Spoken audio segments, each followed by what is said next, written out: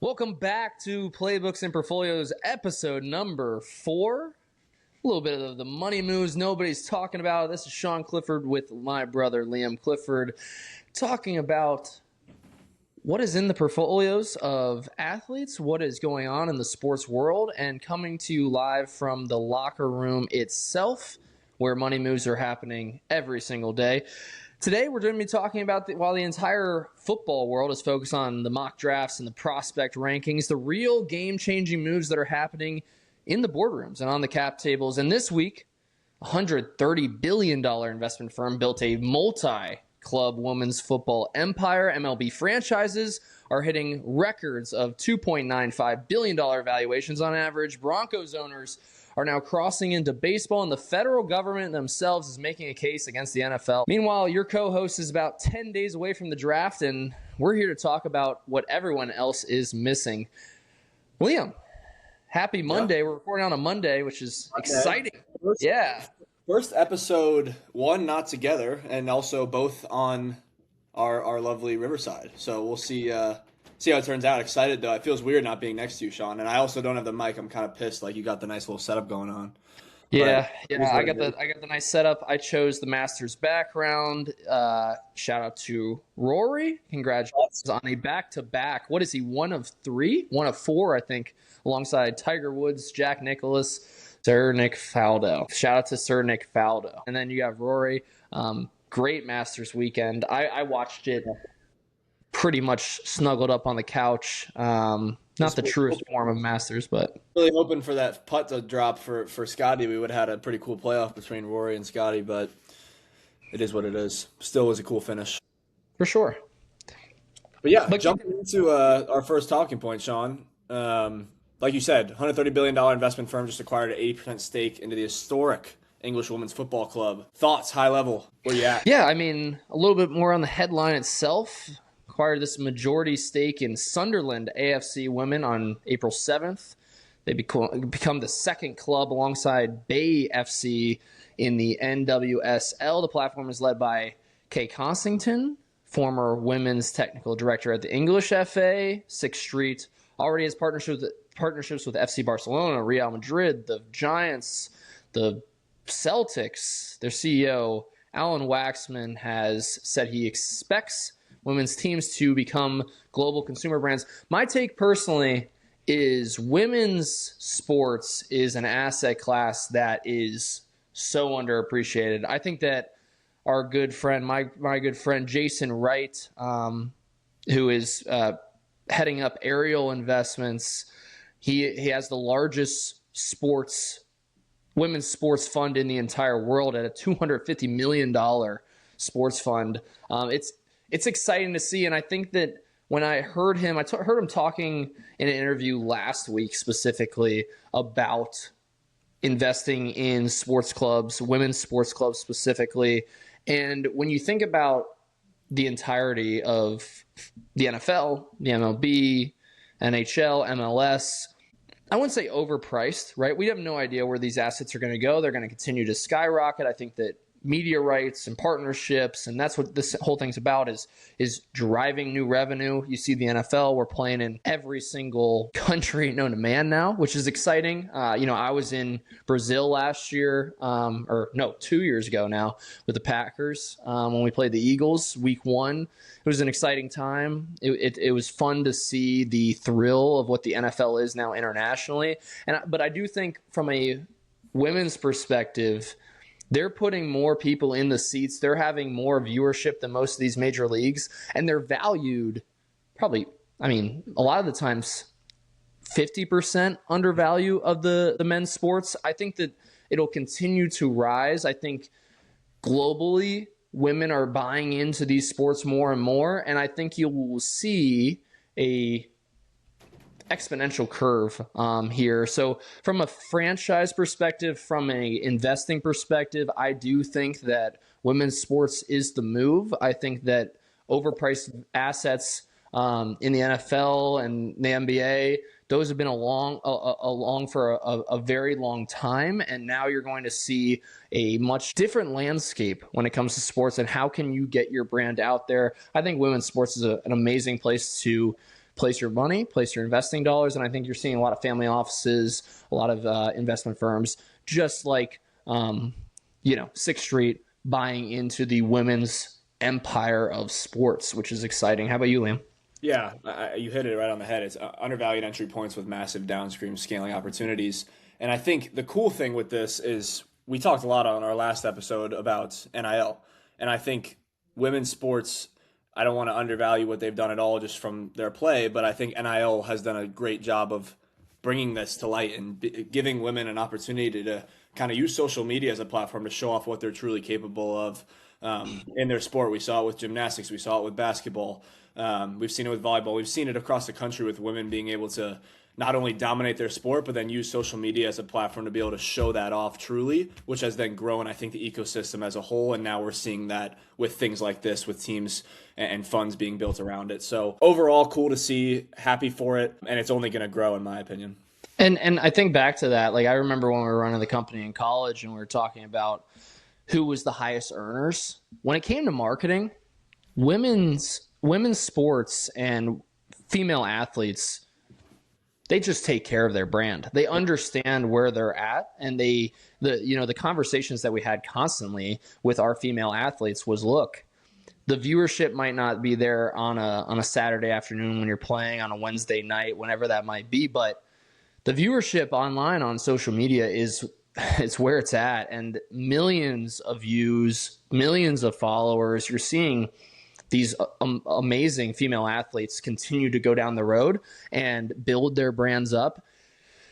Like you said, cool to see. I do think it is a great place for investment dollars to go, and we will continue to see that scale time over time, year over year. But on the flip side, then you have transitioning into number two with us, MLB franchises averaging $2.95 billion.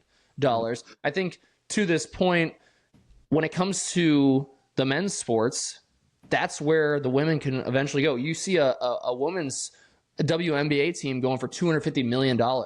And they're a lot of the times they're seeing very similar viewership to these MLB franchises. Now, I think that it is different. There's differences between the two. But overall, if you can get a fraction of what the MLB franchises are going for, they're continuing to appreciating. I'm seeing the average team is now worth nearly $3 billion, like we said, up 13% year over year. The Yankees hit a $9 billion valuation. The Dodgers hit an $8 billion valuation. Sports ownership now definitively is an asset class. It's an institutional asset class. CNBC's official MLB team valuations with the Yankees at 9, Dodgers at 8, Cubs at 5.25, Red Sox at $5 billion.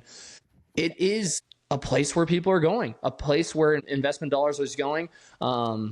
I think that in comparison to the NFL, there's a long way to go. The NFL is a global brand and will continue to go that way and trend that way. But if you see 13% year over year, and those assets aren't going away, they are a great place to park your money if you are a larger family office. 100%. Yeah, it's crazy how much the cost of these teams are skyrocketing, and it's just a testament to not only what they're doing from a media perspective, but Sean, I think it's also important to not to mention that a lot of these things that we see that we're working on every single day, a lot of these products, these sports technologies, these sports solutions that are in the buildings are kind of lifting the boat as well, growing these businesses, helping athletes become better and become better players, then ultimately grow the ecosystem as a whole. Our good friend Sam Demler in the back of the podcast sent us over this quote that you don't need to own the team, you need to own what the team cannot play without. And I think that's important. That's kind of what we do here at Clifford Capital with the New Era Fund. We're trying to get in at the ground level of these kind of best up and coming companies and products. And I think that'll only grow the sports ecosystem as a whole, continue to inflate these valuations. Sean, I want to ask you, what do you think from an ownership level? Can owners get involved with this? Can owners become investors in this? What does that look like? Have you seen interest in this? I know we've seen it. We talk about it all the time. But for the viewers, what does that look like from an ownership level, and how do they get involved with some of these products that are up and coming in their facilities? Of course, they obviously can. I've actually sat on a couple calls today alone, and the conversation that I always have with people is, look, the players and the ownership through and through, before I entered the NFL, before you enter the NFL, this has been years and years and years in the making, right? The NFLPA and the NFL have gone to bat for a while. It always will. Will we play an 18th game? Should we play on grass or turf, right? There's conversations happening 24/7 in this ecosystem.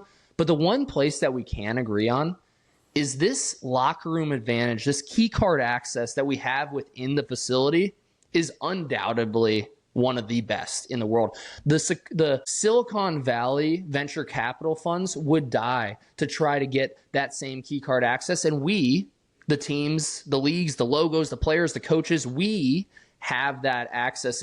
And these young founders are constantly knocking on the door, trying to get that product validation, trying to get into the ecosystem, because ultimately it's an ecosystem, like we said, the valuations are so large, but more than anything, they're not going away. I tell this story all the time.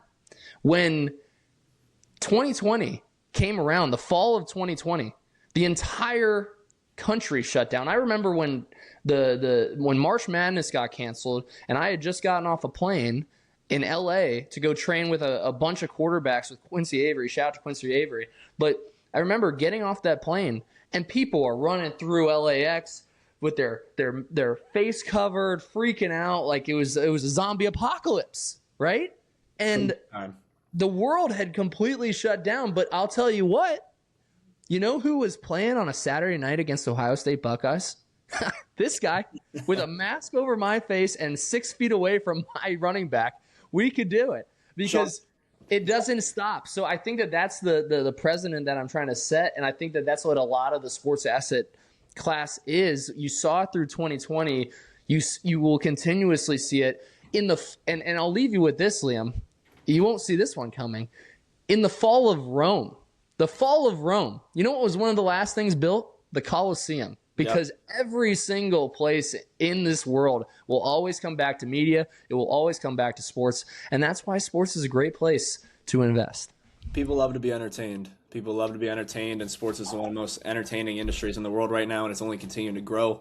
That brings us to our third point. It kind of mashes the first two together, and that's the Broncos owners buying into the Colorado Rockies. So one of the multiple times I'd like to think, don't quote me on that, but that we see ownership groups kind of having cross-sport ownership into two sports, and it's cool. I think it's one of the richest families in the world buying into two sports teams, not just because they love Denver, but they're trying to build a sports ecosystem as a whole. They're building this media conglomerate that's kind of being able to then grow the city and be able to grow, like you just said, all these other things that are in the facilities. And like I said, just cross-pollinating fan bases and coordinating the sponsorships. Thoughts on this? Thoughts on kind of owning two different sectors, two different teams in two different sports? What are your thoughts, Sean?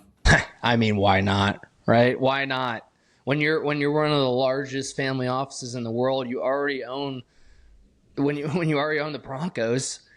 Why not invest in the Rockies? It's already going so well. You already are able to plaster your name, your name, image, and likeness all over that organization. Why not go into another area where you're now seeing a different consumer? You're seeing a different type of buyer, and you can put all those different sponsorship dollars to work in a different asset class. And obviously, Greg Penner and Kerry Walton, Penner with Penner Sports Group, is making this minority investment in the Colorado Rockies per the NFL.com because they understand the growth of this ecosystem. They understand what this will continue to look like. And I think that more than anything, you hit it nail on the head. It's creating the infrastructure. The infrastructure is where it's at. People are realizing really quickly you don't have to build the picks and shovels. You need to buy the reach. You need to buy what people can see in order to really, really drive your product at a multi-billion-dollar level. It just goes to show you it's not going to stop. And I think that they're smart in diversifying their asset classes. And obviously, as these different asset classes continue to grow, now we'll kind of transition into the federal government, the Fed versus the NFL in a way. Bloomberg publishes a deep dive on April 13th, exploring the growing collision between the federal gov and the NFL, from NIL regulation to private equity ownership rules to antitrust concerns. Right, Bloomberg's federal government case against the NFL dropped today. It comes on the heels of the NFL owners meeting on April 3rd, the Trump NIL executive order April 3rd as well. We will be having a really cool guest here in the future on NIL as a whole. Really excited about that, kind of teasing that one out there on the House versus NCAA case. But you see the Flag Football League launch as well, ongoing debates about private equity ownership rules in the NFL. Just all the laundry list things of all the things that we just talked about. The NFL is now generating $23 billion in revenue a year. That was last season, and is now targeting $25 billion for 2027. You're going to continuously see this regulation pop up. We saw it with NIL. It will continue to grow in NIL, and I think that it needs to. It needs to for numerous reasons. You see it with the AI boom right now, right? You're starting to see defaults, credit card defaults. I just saw a huge number posted on credit defaults in the AI sector because of all the infrastructure that's going in. You're starting to see kind of this 07, 08, I hate to call it that, but you're starting to see a lot of wear and tear on the industry. Regulation needs to come in. I do think this is where government is important. I do think that this is where we will need to see some sort of rulings to make sure that we're heading in the right direction, because look, we all love the investing space. We all love investing in sports, but as restructuring happens, there is antitrust that can come in. The entire ecosystem, the revenue sharing model could shift. There needs to be plans, protocols in place to deal with this. What's your thoughts, Liam? Yeah, I mean, I think it's as simple as when you grow this much every single year, when you're bringing in this much money, everybody's going to want a piece of it. The government's going to want a piece of it. They're going to feel like they need to regulate it. Like you said, are they wrong for doing so? No, absolutely not. It's a huge industry, the same way that other industries, like you mentioned, AI are regulated, and kind of tactical and the healthcare industry is regulated. All these huge industries that are worth hundreds of billions of dollars, and like sports, the NFL growing to that way, they're going to continue to be regulated, and it's only right for them to. We'll see how involved they get. Could be a headline, could maybe just be getting some clicks there, but who knows? Maybe they'll get even more involved here and some things will start to change. I don't think that's going to happen anytime soon, but in the next few years, maybe when we're done playing, Sean, you never know. Look, I get it, right? The Fed is protecting this global market, right? And they're protecting their leverage in a system that's being rewritten, 100%.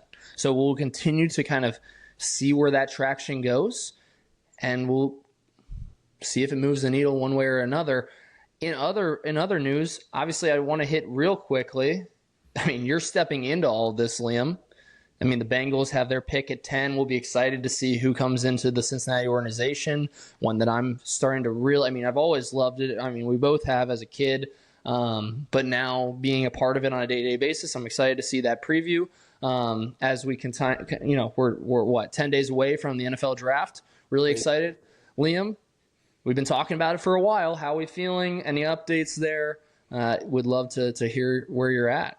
Yeah. All is well. I'm in Cincinnati right now, so that's where I'm at. That's why I'm not in Florida anymore with Sean, but in Cincinnati right now because I'm working out for the Bengals tomorrow, so that's exciting. We're filming this on Monday, workout's on Tuesday, so when it's published, the workout will be over. So excited for that. Had a workout with the Giants last Friday, which actually went really, really well. And it's just cool, man. Like you went through it, and you've been on 2 teams now, and I've been able to be in a couple different facilities throughout this process. Like, it's cool to see what each building looks like, not only from a facilities perspective, but then how they all interact with each other, how the players are, how the staff is. Every program is different, same way every college is different when you're playing in college ball. And I think that all stems, and correct me if I'm wrong, Sean, you probably know a little bit better than me, but from what I've seen, a lot of it stems from the ownership group down to then how they interact with the team. How do they put kind of the pieces of the puzzles, from who's the coach, who's the president, who are all these people that plug and play into the system as a whole. And then ultimately, I think we all know that the players are the ones that kind of make the boat roll here and that make the culture happen. And it's just been interesting to see. Like,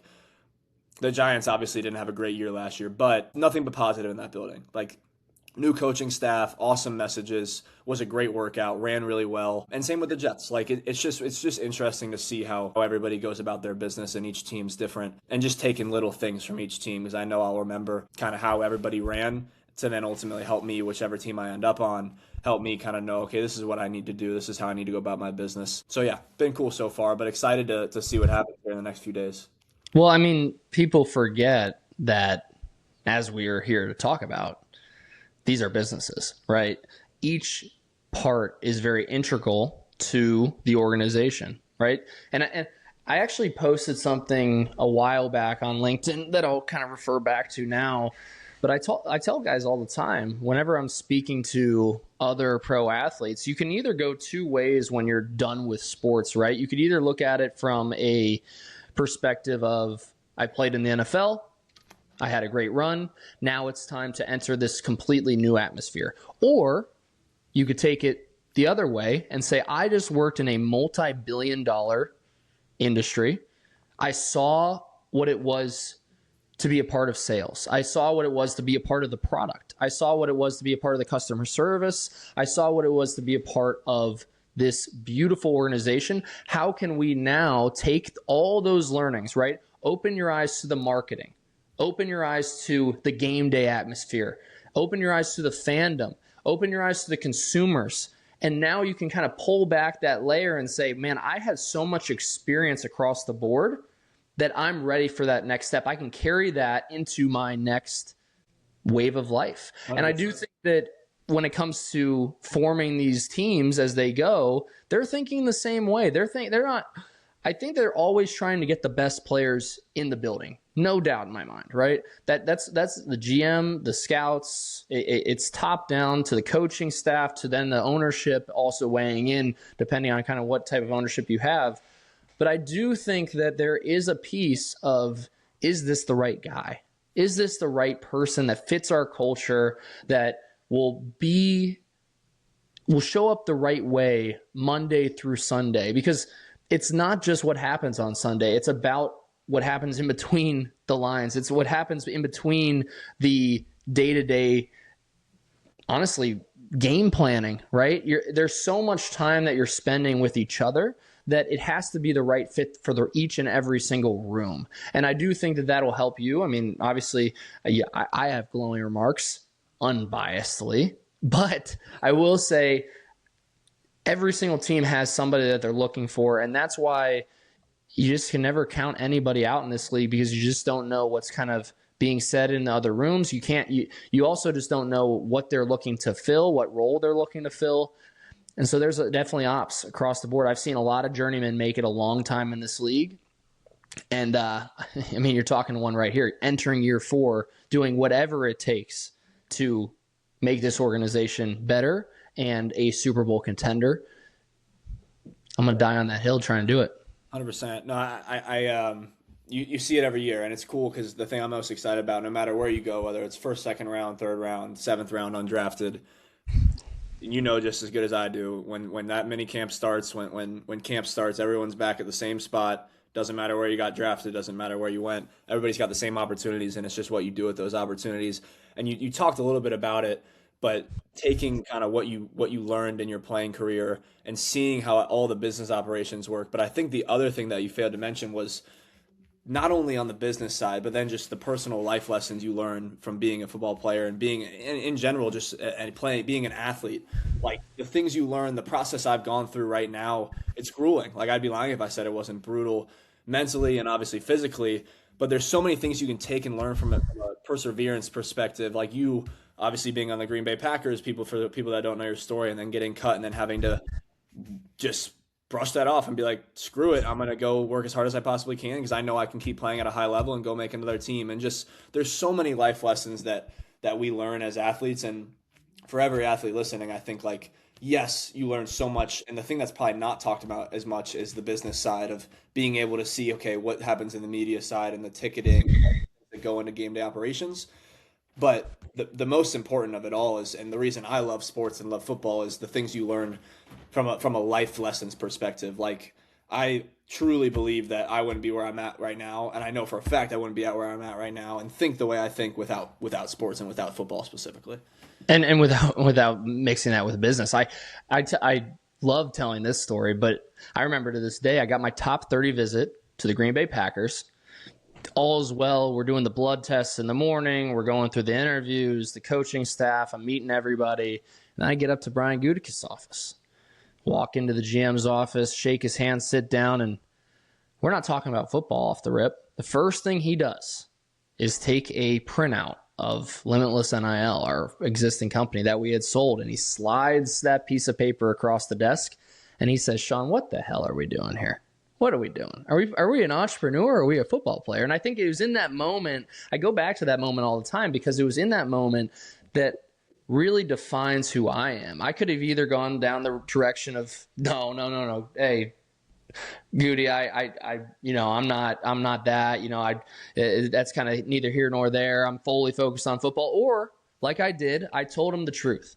I told him how the core values, right? The core values at Penn State, the positive attitude, the great work ethic, compete in everything you do, must be willing to sacrifice. All those core values of things that you can control. Those are practiced on a day-to-day basis with the people that I lead, the people I communicate with, the investor base, the clients that we have, the employees, everybody in my own ecosystem. I'm constantly practicing those things. So that way when I get into a team meeting at 8 a.m. and I've already had 5 calls, I'm ready to go. And I'm pretty fired up, honestly, to attack the day. And you wonder why a guy who was a complete undrafted free agent got picked 149 in the early 5th round to the Green Bay Packers and replaced Aaron Rodgers in his locker. That's why. It's because of the day-to-day that comes down to the business aspect that they saw, they were intrigued about, and that I continuously go back to on a day-to-day basis to ensure that I have a job in the league. And you're 100% right. There's no need to shy away from it. The world of sports is changing. The evolution of the athlete is changing, and now it is time to continuously go down that path, go down that journey, and share what makes you different and what makes you, a draftable prospect. So can't wait to see where you go. I mean, we're counting down the days. I can't wait for next week's podcast because I'm going to ask you the same thing, and we'll see where the cards fall. We'll see where the cards fall. It will be interesting. I'm excited. I haven't been this excited in a while to just get back into playing football, have a fresh slate, and just kind of to show a new organization what I can do. And that's the most important thing. Being excited about playing football, there's nothing better than that. No, it's when you play your best ball. But this wraps up episode 4 of the Playbooks and Portfolios podcast. For everybody watching, appreciate you. I mean, we've hit now a whopping 200, 250 viewers. We're going to keep it going. Single person for tuning in. Continue to listen in. We're going to be, we are back-to-back weeks, baby. We are back-to-back weeks, and we are not stopping this train anytime soon. So continue to tune in to our podcast. We will continue to bring the hottest sports content out there. We got guests coming, some new guests. I know you might be tired of just seeing Sean and I's faces, but we got some big-time guests coming we're excited about. It's called an internal pod, people. It's called an internal pod. Appreciate y'all, and see you next week. See you next week.